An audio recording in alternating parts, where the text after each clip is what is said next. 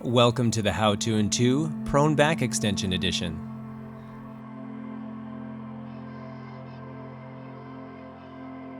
Start by lying face down on the floor with your arms to your sides, toes pointed, and legs together. Draw your shoulder blades down your back and away from the ears. Now turn your palms and biceps away from your body to achieve external rotation of your shoulders. Let's now focus on the upper back, also known as the thoracic back, where the vertebrae connect to the rib cage. Lift your head, neck, and shoulders together by extending this part of your back. Reaching your chin and chest towards each other will optimize proper alignment of your neck.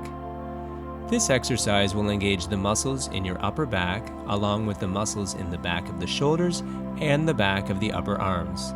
It will also engage the muscles in your lower back, but should not be the focus. This can be progressed by lifting the legs off the floor using your hamstring muscles in the back of your upper leg that extend your hips. Beginners can start with 2 sets, holding for 15 to 30 seconds, resting for 30 seconds between sets.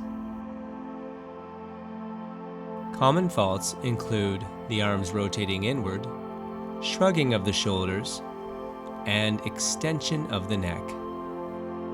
When done properly, the prone back extension can help strengthen the muscles in the back of your body that will improve your overall posture. Thanks for watching, and see you next time.